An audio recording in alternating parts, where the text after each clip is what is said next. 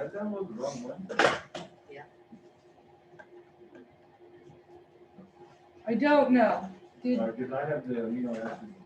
it's fine. We're doing fats and fatty acids. Did I say we were doing proteins today? No, that's just the next one that you haven't. Oh, okay. You know what? We can do proteins instead. Keep it, because I know some people are OCD and they need to go in order. Do we need to go in order? Fine. It's fine. That's fine. All right, so fats. Fat, I mean, it doesn't really matter. They're all energy producing nutrients. Fats. All of our nutrients we're going to be covering the exact same way. We will discuss what they do. We will discuss how they act within the body. We'll discuss what happens if you don't have them, what happens if you have too much. That's going to be our kind of our method behind our madness for all of these nutrients. So functions of fat. Well, fat provides you with energy. In fact, fat provides you with more than double the amount of calories than carbohydrates. Carbohydrates give you how many calories of energy? 4. Fat? 9. But here's the thing about fat. Super hard to transport around your body because your blood is water-based. We know that fat and water don't mix, but the only way to transport stuff around my body is in my blood. So what I have to do to fat is I have to repackage it. I basically have to put it into a FedEx box in order for it to be shipped. Carbohydrates doesn't matter. Carbohydrates, I do not have to alter them at all to transport. Fats, I do. So it takes some additional steps to break down, repackage, transport, unpackage, utilize. And that's why carbohydrates are used as our stored energy source before fats, because it does take these additional steps in order to break down and utilize stored fat. This is also where we need to start educating our owners, because when our obese pets go on a diet, anyone in here who's ever been on a diet knows the first couple of weeks, holy smokes, you're losing weight like gangbusters. You might be losing safely 2 to 3 pounds, any more than 3 pounds a week, and you're in big trouble. 2 to 3 pounds a week for the first several weeks. But then what happens?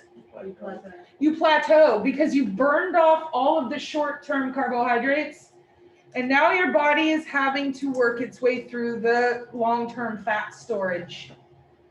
But even though I'm using energy to break it down, repackage, transport, unpackage, convert, remember that fat gives us more than twice the number of calories. So I'm breaking down less than half of the volume that I was to get the same number of calories. Does that make sense? Why you're hitting that plateau? So instead of 3 pounds a week, now you're only losing like a little less than 1 pound a week. I know, like, some people say that, like, if you're on, like, a diet like that, you're supposed to, like, diet for 3 weeks and then eat at, like, a maintenance for a week and then go back to the diet. Is that, like, true for animals, or even if it's true for people? I don't know. For animals, it is not. Now, it kind of depends on the body conditioning score, which is the system we use to determine just how fat is this fatty fat. Are we mildly overweight? Are we clinically obese? That'll determine how long and what are we feeding them. So with animals, we will have them lose the weight safely until they reach their target weight. Then we'll put them on a maintenance diet. How many calories do you say that you give them that? 9, you get 9 calories per gram of fat. So even though we're using more energy to break it down, we're only having to break down less than half of the amount of fat to get the same calories. So if a cat cannot break down fat, right, right? then how do they lose weight? So it's not that they can't at all, it's that their liver is not efficient at breaking it down.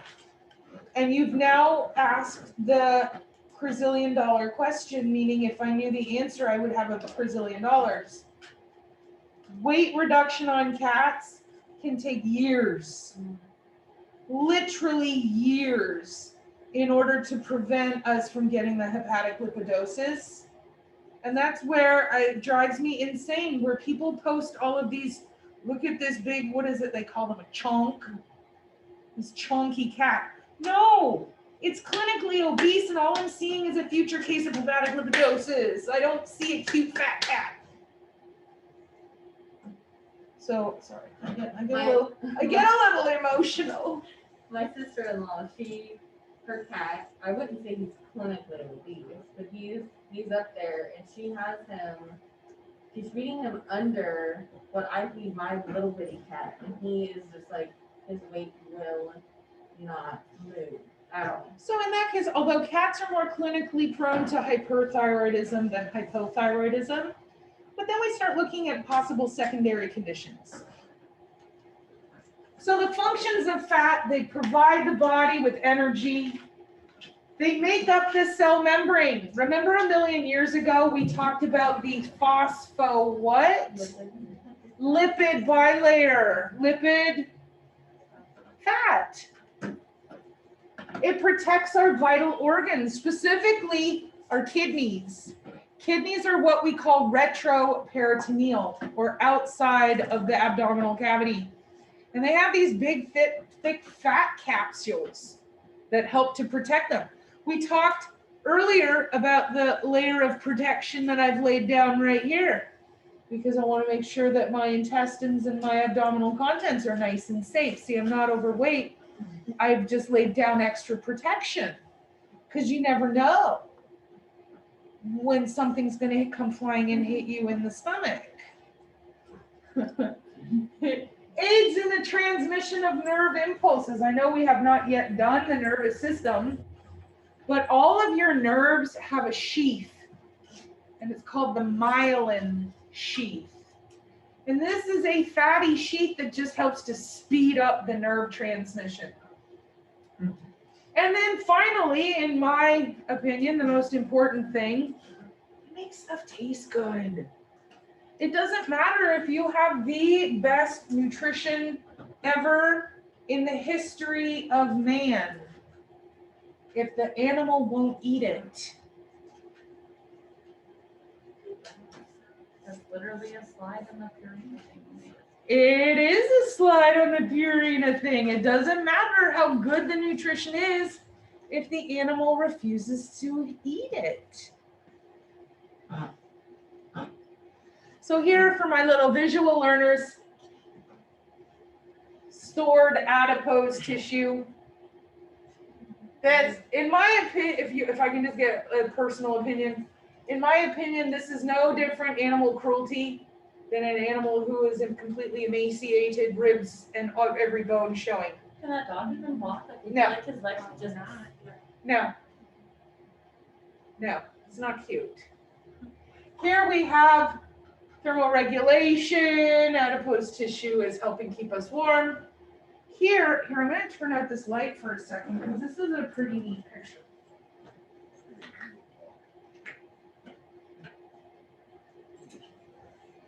So what I have here is right here is a kidney.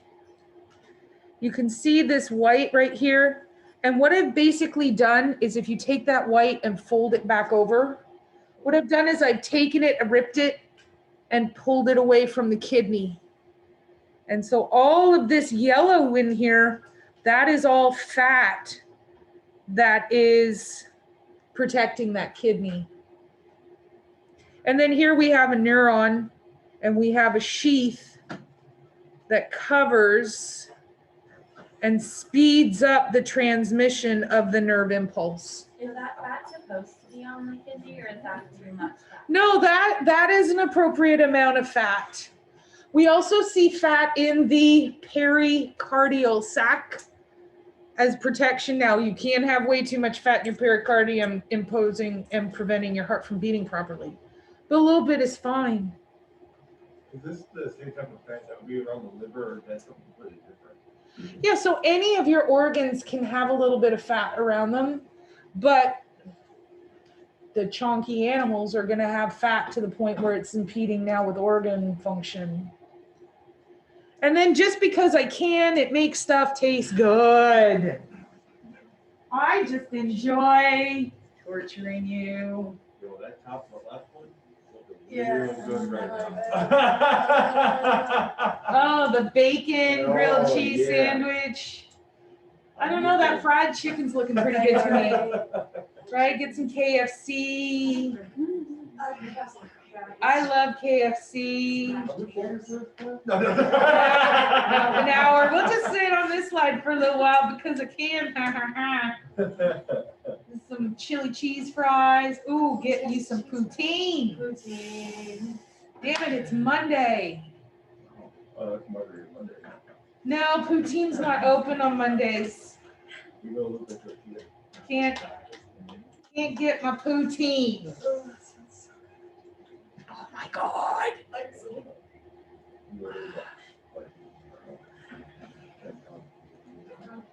All right, so here we just have a little bit more terminology. And if you've been following along in your Daily Nutrition Matters, you can see how we just follow along. It follows right along. Fats that are solid at room temperature, or lipids that are solid, are referred to as fats. Lipids that are liquid are referred to as oils. Just think of the oil, not necessarily vegetable oil, because what we're referring to here with these fats is animal-based fats.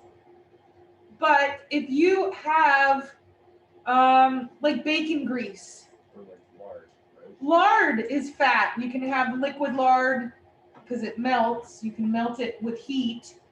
So Same thing with butter, or is butter considered something else? butter is not technically the definition of a fat. Okay. Suet or lard would be a better definition, where it can be solid at room temperature, but it also can be liquid as oils. And temperature, application of temperature can cause it to transition from solid to liquid. And in fact, here's something kind of gross. So whenever you are assisting in surgery, my Sterlings are doing surgery right now. You've probably seen them. So you as a technician, there are times you're going to have to get gloved up, gowned up, get your hands in there. Your hands are hot. The light from the surgical lamp is heat. And what happens is, especially in your super fat animals, is as you have the abdomen open doing whatever surgery, the heat and friction from your hands, the heat from the light, will liquefy all of the fat. It's called saponification.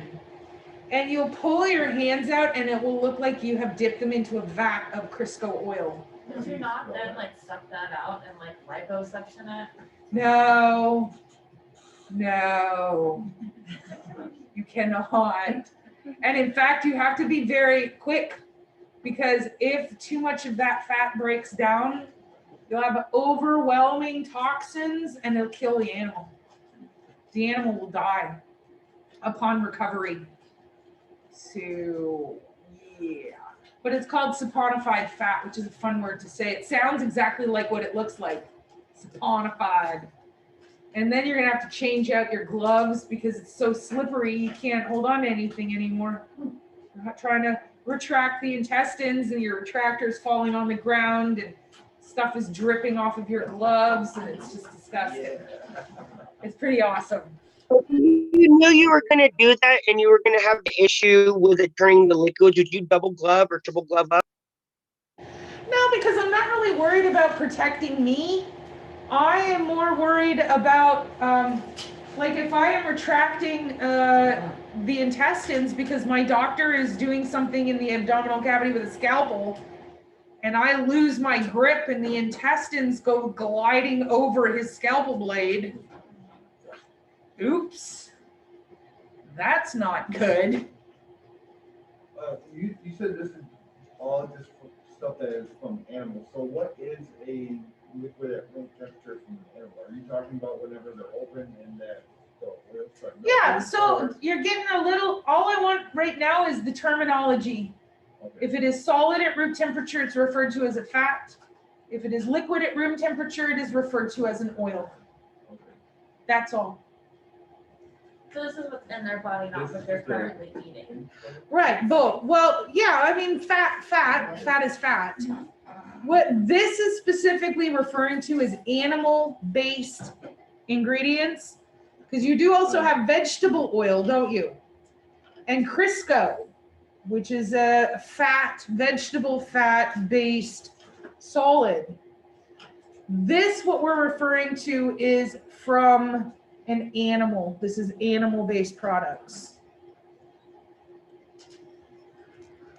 So how are fats configured? Very similar to our sugars. Dietary fats are made up of these things called triglycerides.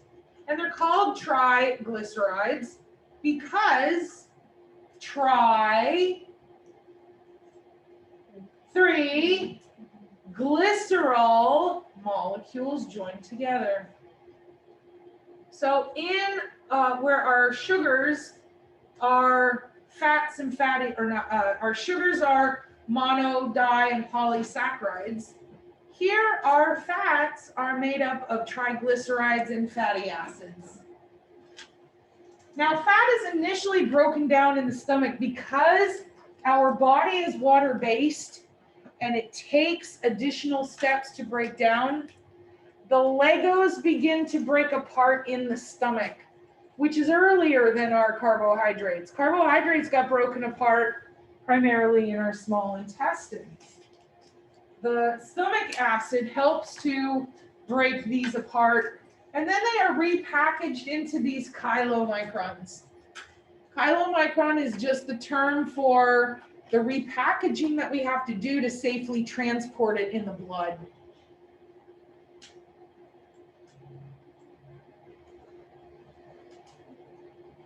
Well, I'm glad I looked at my watch because that clock has stopped.